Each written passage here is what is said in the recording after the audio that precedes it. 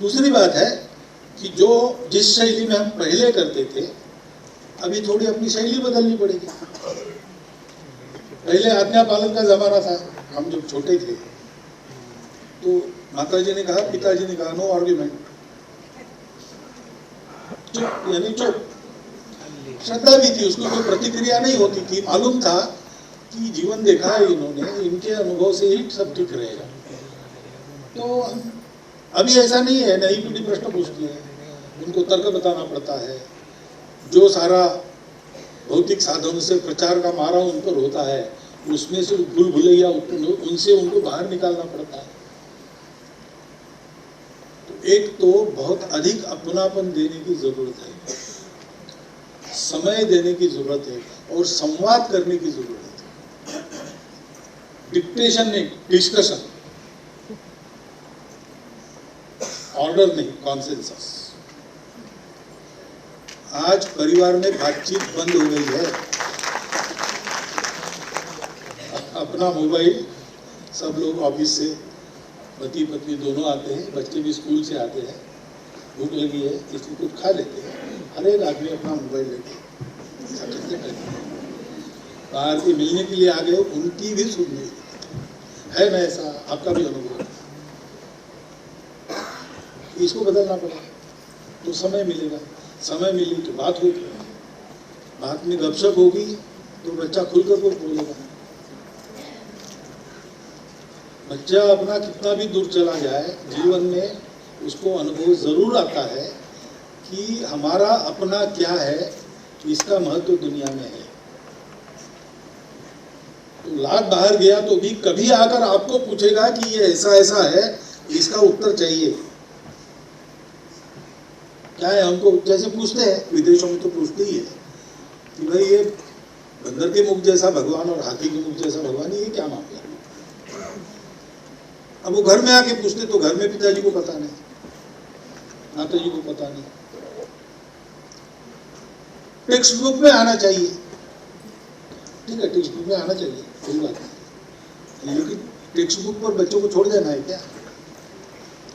अपने बच्चों की परवरिश पहले 12 साल तक अपने हाथ में रहती है। हम कुछ उनको बताएंगे कि नहीं, तो हम सीखेंगे कि नहीं, हमें जानकारी लेंगे कि नहीं, ये करना पड़ेगा।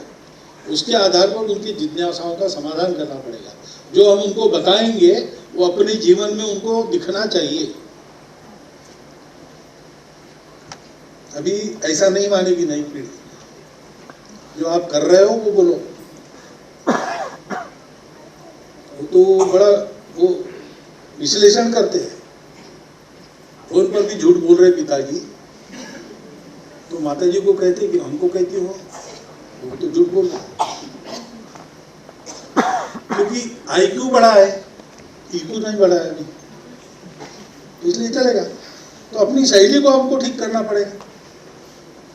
संस्कार जो होते हैं वो इस आत्मीयता में से, संवाद में से होते हैं, उदाहरण में से।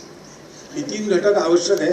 दुनिया में कहीं भी जाओ, कभी भी ये आवश्यक थे, है और रहेंगे।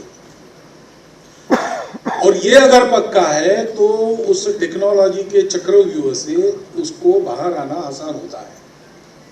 कभी अंदर जाके फंस भी गया तो भी बाहर का रास्ता खोजता है और बाहर आ जाता है। लेकिन उसको ऐसा तैयार करना पड़ेगा। आपस में मिलते रहना, रिश्तेदारी कितनी व्यापक होती है, केवल अंकल और आंट से काम नहीं चलता हमारे यहाँ। मेरे भाई, फूफेरे भाई, चचेरे भाई, ये वो ऐसा चलता है। और ये सब लगाव कायम रहते हैं। तो फूफेरे भाई के साले का विवाह है, इसलिए जाना पड़ता है किसी को, मेंटेन करते हैं हम, ये हमारी परंपरा है।